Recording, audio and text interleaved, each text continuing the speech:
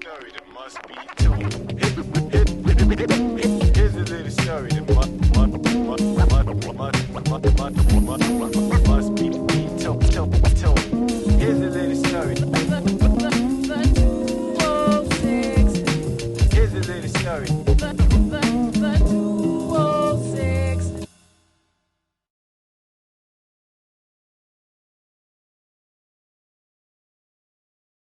I'm H.E.R. I'm from Seattle.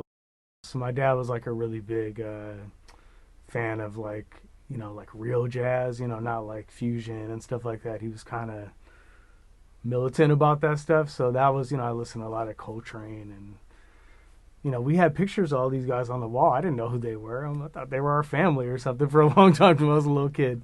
You'd be like, who's that? Oh, that's this guy, Sonny Rollins. He's the best saxophone player. That's how I learned about that kind of stuff. On my street, we had, older guys that were, and this is kind of a different time in Seattle where they would just, pull the speakers out and just play music loud. So that's how I heard a lot of music first. I feel like just being outside and like, what's that song? Oh, that's this group called Cameo. I'm like, I like this. So what's this one? It's called Oops Upside Your Head. I like that. That's how I heard. I feel like that's really the way I got introduced to a lot of things. Also, I'm of the age that like hip hop was just our first music. So I wanted to scratch. I mean, that was what I really wanted to do from probably like 83. The song by Run DMC called Jam Master Jay, that song just, I don't think I grasped what it was at that point. But when Run DMC came out with that album and that song Jam Master Jay, it was so much scratching going on. And somebody told me, oh yeah, they're, scratching the record. That's what I wanted to do. Everybody I was around was into it. So it wasn't like, I don't think I was unique in that way either. Like, this was just kind of the thing. Break-in was really big at that time. We were all breaking all the time. That's all we did. It was crazy when I think about just how strong we were as little kids, because that's all we did was try to do it. I mean, I spent like a whole summer trying to get a windmill off. And I remember I did it one day, and I just I ran outside and tried to find somebody to tell them and show them I could do it again, right? I mean, I feel like that's the stuff that shapes you. And I still carry all that with me to this day. And definitely the breaking and graffiti was such a big part of it. I mean, we were tagging, even when I was that young, we were tagging. Like, we were doing all of it. I just had a parent that was very, rebellious and into, counterculture things just in life. So, he saw something in me with it that he embraced. So, Wild Style came out, and he knew about it. He read about it. I don't know how, but we went and saw it at the Neptune. And, my dad brought me to that as a kid. And then when Beat Street came out, he did the same. So, that's where you saw, oh, there's a guy and he's doing this with the record. You're just, blown away by that, right? I don't think, I really thought of Seattle as being, as far as the part of Seattle being involved in hip-hop until I heard Fresh Tracks, which was probably around that same time, which is Nasty Ness's show on K-Fox, and we would tape that every week, and that's basically how we learned about all hip-hop. And that was the only place you were going to hear any rap in Seattle, that was on the radio.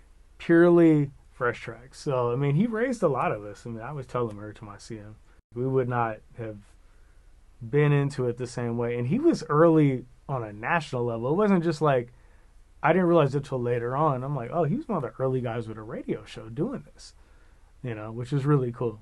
I bought my first record on 22nd and Union at this place called Dirt Cheap. And my dad told me if I didn't cry at the dentist, then he would buy me a record. So I got Rick James. I think it was either Street Songs or the album after that. That was my first record I ever got. I mean, they could just get me to do what they wanted, whatever I was supposed to do around the house or behave by promising to buy me a record. Even when I was really little, toddler, my mom said they would just put a record on. I would just sit and stare at it. For me, the first people I saw that I, knew of or saw them in front of me that were making music was Vitamin and Tribal. I mean, I was a freshman at Garfield, and they performed at Assembly. And I was like, this guy's up there scratching records, and their songs. These songs actually sound like something I would buy. I couldn't believe it. It's everybody's kind of messing around with it, but some guys really were serious about it. Vitamin was obviously very serious about it. So it's just cool seeing somebody in my peer group that was doing it, I mean, it just wasn't thought of as being a career. Like, you weren't like, yeah, I'm gonna be a producer or a rapper. That just wasn't. We didn't have anybody around us that did it to show us. I mean, Mix-a-Lot made it. He was kind of the only one for a long time, and it was just such a far-fetched thing. Actually, what I wanted to be was like a sports writer, because I just love sports, and I used to read the paper every day. And then later on, I was like, I want to write for The Source. Still wasn't like, I'm gonna make beats or be a DJ. It just wasn't like a way you could make money or tangibly do that. I mean, I don't know. I didn't think it was real. Yeah, I've been doing music as a job for 18 years now, which is crazy. It's like, sometimes I still can't believe it, Supreme was the first guy I met that was like an older friend of mine, and he had put records out. He was just like an adult. I was a kid, right? So he let me tag around with him and went to like music industry conventions. All this, the goal at that point was like, can I just make a beat that's on a record? That was like pretty much the goal. Before that, it was like, can I be on Rap Attack, which was an Essence Later show. That was like, man, can we just get a song that's on Rap Attack? Man, that would be crazy. We thought that was a big deal. And I went to one of these conventions and gave a bunch of tapes out with my beats on it, and I got like a bunch of calls back. I was like, damn, I must really, because, I don't really know. I'm just around my friends. Very localized thing. Mm-hmm. And then when like guys I looked up to that were like other producers were calling me back, like trying to sign me and take all my publishing and stuff like that, I was like, I must have some, Ended up getting my first manager through that. Man, it's a lot of like one step forward, 10 steps back, and you just do it long enough and it just locks in. And some of the things just naturally happen. I just made friends with some of the right people when we were both like nobodies, you know what I mean? And they became somebody, I became somebody, and we, had that bond from that time. If I wanted to give beats to somebody, I had to like FedEx it, like that was $20, like actual cassette tapes at first. I mean, the first time like Busta Rhymes called me, and I was working at the courthouse, and I was like, oh my God, it's Busta Rhymes on my phone. And I remember coworkers were like, even my boss was like, why are you still working here? You should be doing that.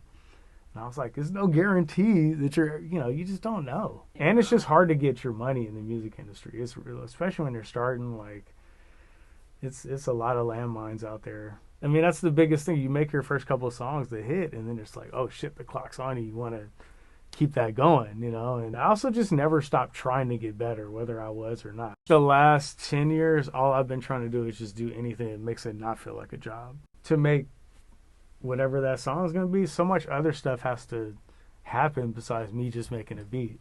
You got to be part psychologist, It's a lot to it. I had been away from the studio for a minute, so this last year going in with 2 different artists, I was like, damn, how do I say I don't like this without just being like, I don't like it?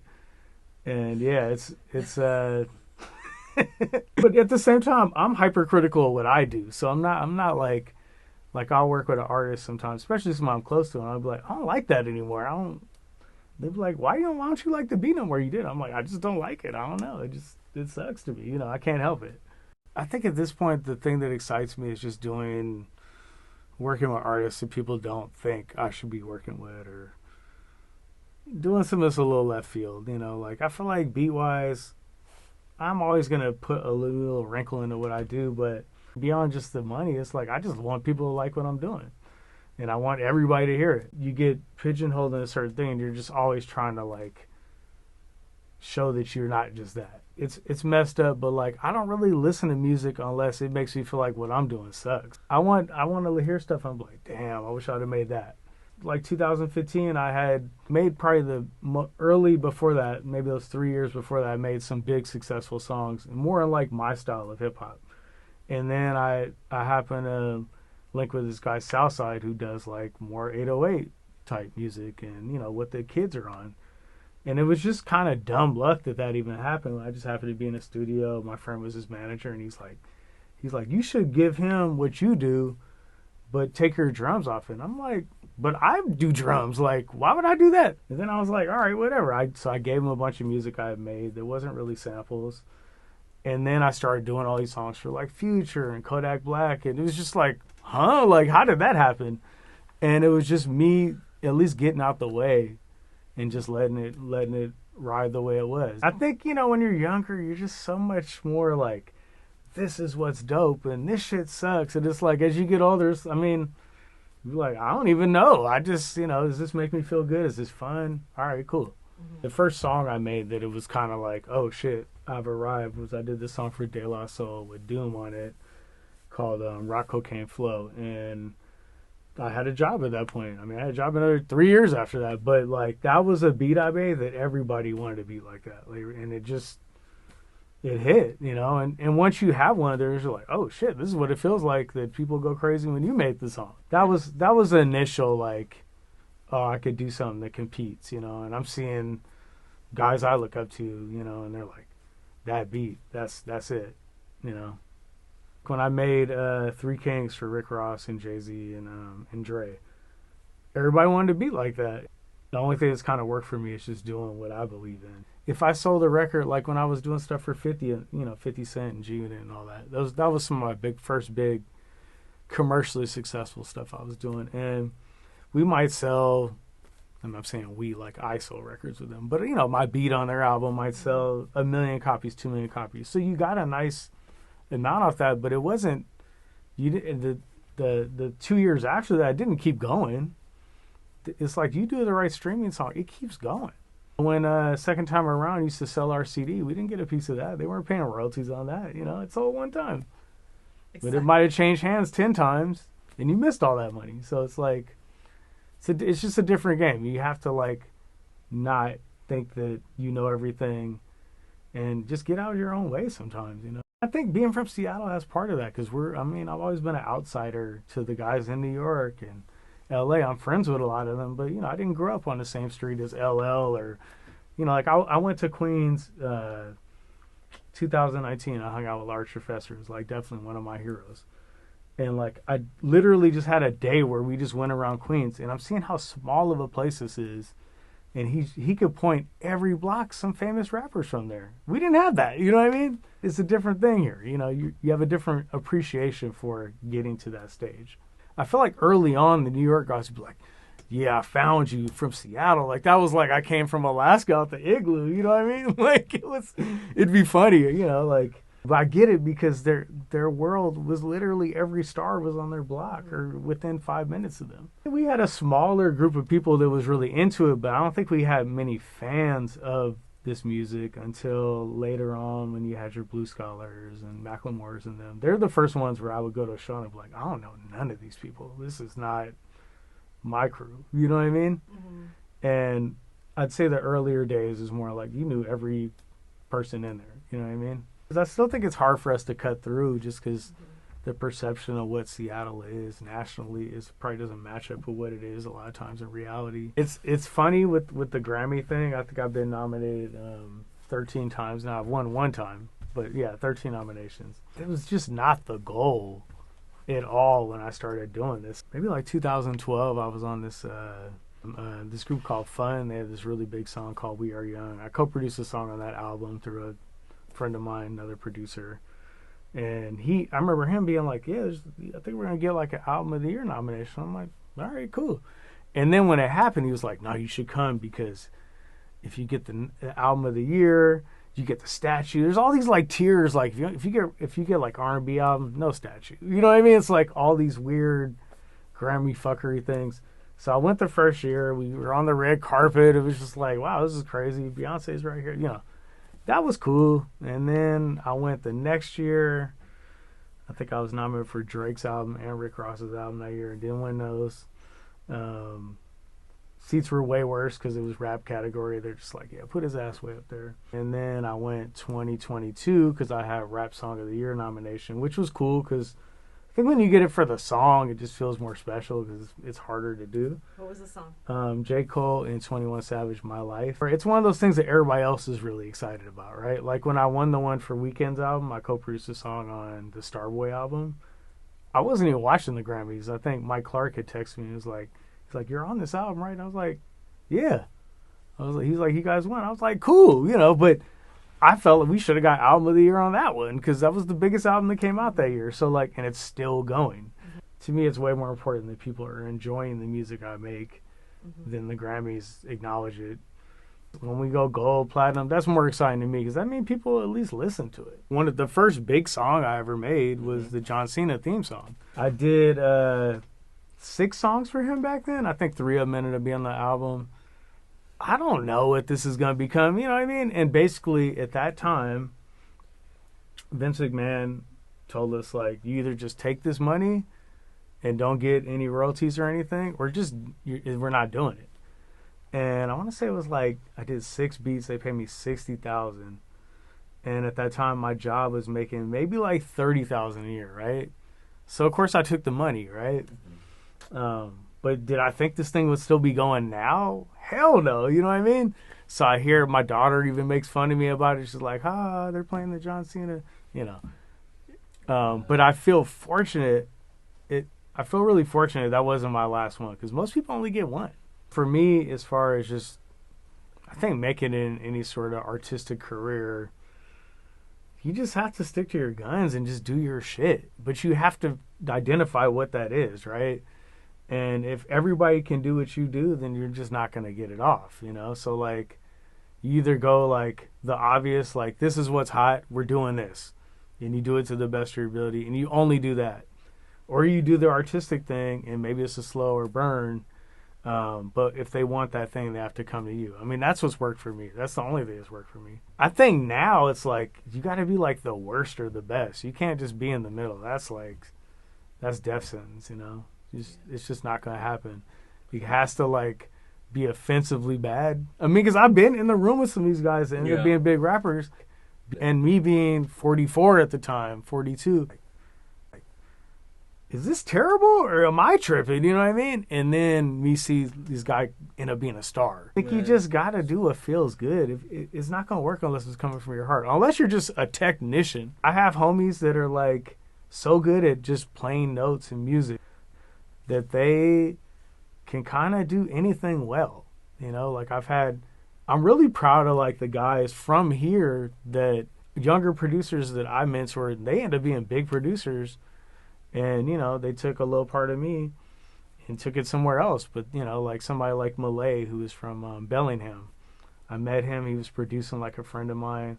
Started coming over. We made a song on the Give Richard Die Trying soundtrack. We did another 50 song. He moves to New York. He ends up producing Frank Ocean's first 2 albums. I had another kid I met through Darius Wilrich, who's a student at Seattle Prep. And he's like, yo, this kid really wants to meet you. I was living right by Seattle Prep. So I was like, yeah, I'll pull up. This kid's in there playing piano. I'm like, damn, he's pretty good. I was like, he's 16.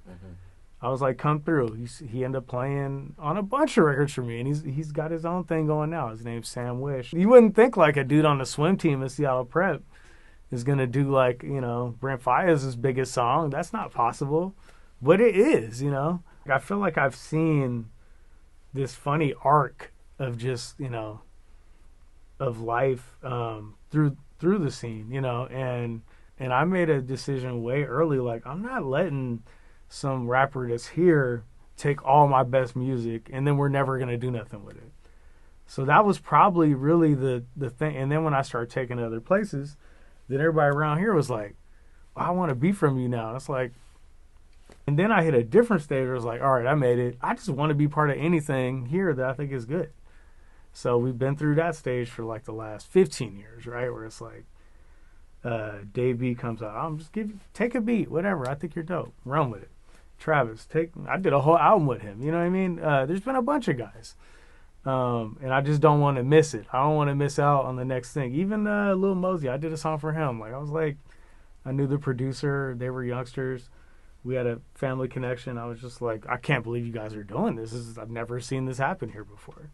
You know, so I just think it's all possible, but it's not easy. You know, it really is. The odds of having success doing this out of here is tricky, and you got to find a new angle. I think if I was trying to make like whatever in the now hit songs this whole time, it wouldn't have worked. You know what I mean? Like I had to come at it from a different thing. I get around, you know, guys that are my peers, and they'll start talking about the old days, and I'll be like, yeah, that shit was, you know, we have so many memories. It was fun, but I also think like, damn, people didn't get to hear the best of us in that time. you know. Why not? You just had to have a real label and distribution to get that heard in those days, whereas now there's really no excuse, you know. Like, you have to just let the music go. Let your shit go. Throw it out to the world. That's where we're at now, right? What do I want next? I don't know, man. It's not. I don't think it's up to me, you know. Like, I mean, I'm a traditionalist, so I would like to see a little more traditional, getting back to the mainstream. But I also realize it's just things ebb and flow, and you know, right now it's not the time for that. I mean, I also realize the younger generation of every time was always doing something to be offensive to their parents. So like when I was listening to rap, Run DMC, Houdini, whatever it was, Fat Boys, and my dad's upstairs listening to Love Supreme, it probably sounded dumb as hell to him to listen to rap. I get it. Like, I can listen to those two things now and be like, all right, let's see what you're saying. I think now, like, there are really a lot of talented people doing stuff, playing instruments. You're like a big part of that voice for Seattle, and like you've made us cool. Thank you for that. I couldn't do it on my own.